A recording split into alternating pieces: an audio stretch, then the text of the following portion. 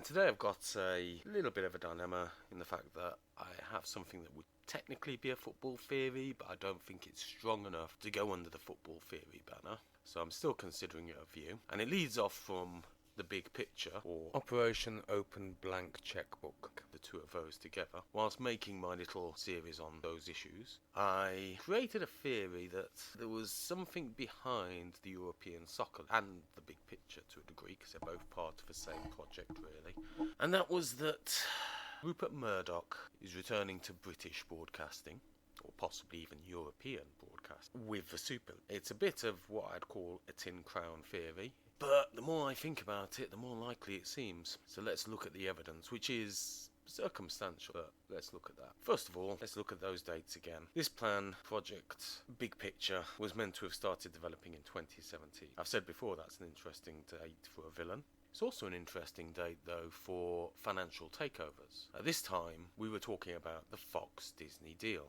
with negotiations for those deals being announced by CNBC on November the 6th, 2017, with a merger being completed roughly about March 2019.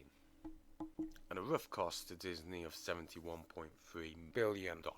Now, a lot of people think, well, that was the end of Fox. However, that's not entirely true. Fox still exists and has $20 billion in assets that Disney wasn't allowed or didn't want to buy, which I believe include rights to the NFL. On top of that, roughly about the same time, there was a bidding war for Sky. Sky, for those who don't know, is UK-based organisation that then went pan-European and provides satellite television services throughout Europe, and is probably the biggest satellite television supplier in Europe. And that was bought ultimately by Comcast, much to Mr. Murdoch's annoyance, because he was also trying to buy it, but unfortunately got outbid. He sold a large part of Fox to Disney for $71 billion, that money going to what remains of Fox. He sold his 39% stake, or roughly 39% stake in Sky, for roughly about £12 billion, or I think that would be about $15 billion.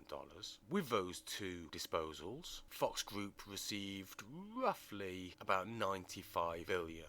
That's a lot of money. Now obviously he's limited as to when he could spend it, because until the Disney deal and the Sky deal was completed, I presume he doesn't get the cash they have been spending. Now, as I've said in earlier videos, they bought the first one in May 2019, online gambling operator the Stars Group, where they bought 4.99 stakes, not a takeover.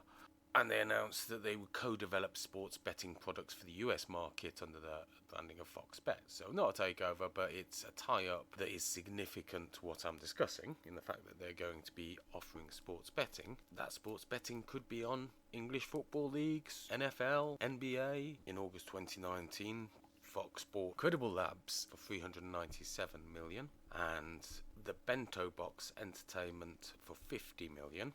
I'll talk about Bento and come back to Credible Labs. Bento Box, I believe, is an animation studio whose biggest known work is Bob's Burgers. That's a relatively cheap $50 million acquisition, I think. Possibly a bit of a bargain.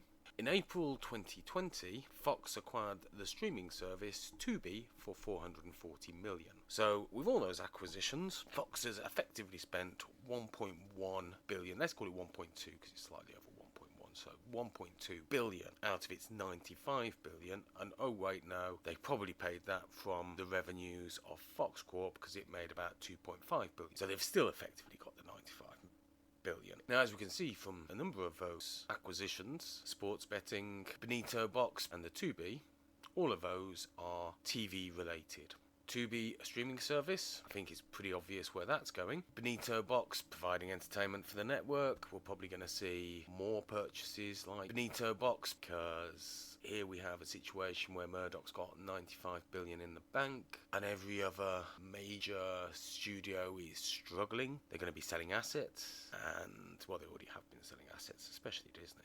Here's a buyer in a buyer's market. It's worked out beautifully for us. So we will probably see a lot more acquisitions from Fox Corp of a TV-related nature. Let's go back to the sports betting for a moment. They're essentially setting up an interactive service for sports betting in the US, presumably an interactive streaming or TV service. Credible Labs is a British audience. It's kind of a go compare. It's a comparison site. It's an organisation that helps consumers compare relative packages from organisations or businesses. It doesn't seem obvious where you'd fit that in, and I don't think it necessarily relates to the sport aspect, but I think it relates to the fact that this will be something that's added to the streaming service, so that, hey, if you see an advert and you want to get a loan or you want to get a credit card or anything like that, there'll be press the red button, you go to a link where you can compare to see if it's competitive to what is on offer on the market, and even if you don't pick the one you saw in the advert, you pick a different one, Fox will get a cut. It looks to me like Fox is going for a full-on interactive streaming service. In-program betting may be an aspect of this. So you're watching the game, you're watching the statistics, press red button, put a bet on. So I think that's the kind of thing that Fox is looking at doing. I think it's going to be a worldwide streaming service. I think we're about 2 years away from it, because they bought Tubi in April 2020. I dare say the first thing they're going to be working on is an internet streaming TV service along the lines of Netflix, Disney Plus, Hulu, blah blah blah. But this one will be interactive. This one will be making money through interactions with the customers, which is kind of a model Sky had previously anyway. Is just bringing this to a world market. Another interesting aspect of this streaming service, which is just purely my speculation, I don't think there'll be a subscription fee. If you want the basic package, no subscription fee. Sure, sports like NFL or football, if those are included on the channel, yeah, you'll probably have to pay a subscription or pay-per-view, or both probably being offered. That way, if you've got a major end-of-a-season title decider and people haven't signed up for the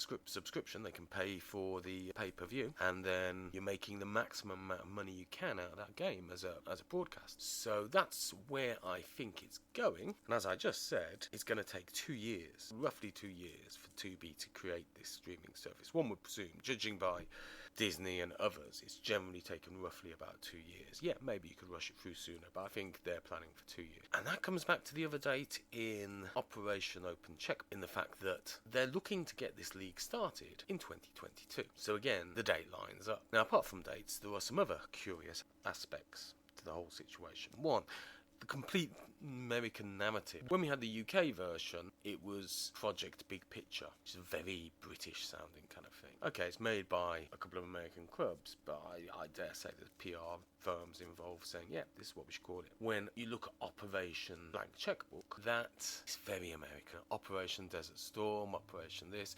Even the police forces in America use Operation to describe one of our major stings. So operation is much more an American term, and that should hardly be surprising, as I've said in the other video. American owners of Manchester and Liverpool, there's an American bank involved, there's American media companies involved with Comcast, so a lot of what we're seeing is American. And that brings us to JP Morgan. Now, I joked initially that JP Morgan, because at least I think I did a few cuts, and due to Open Shot being less than reliable, I had to redo some of those videos several times. Some of the titles may have changed, but generally at one point I was talking about JP Morgan sponsoring it or something of that ilk.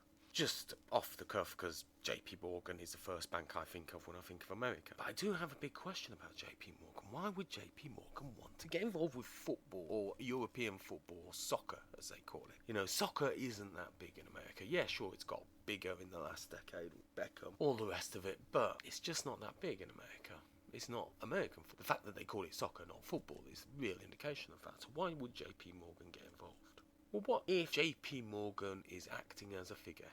What if they're being paid, well, they're probably being paid for a number of financial services, but what if they're being paid specifically by Fox to act as the stalking horse here, to do Fox's bidding without the world knowing it's Fox? That would make some sense to me. I mean, sure, if you look at Fox, it's probably more closely associated with Bank of America than any other bank. But that doesn't mean they'll use Bank of America for takeovers or for other investment choices. Equally, if they did use Bank of America, we'd all go, Fox. Oh, yeah, definitely. So it gives away a bit that it may be Fox. But by using JP Morgan, that's a bit more difficult to call. Now, why would Fox want to hide that they are behind the European Super League? Well, one, it gives away to their competitors what their plans are, but two, and more importantly, a European Super League needs two clubs from Britain, Manchester United and Liverpool.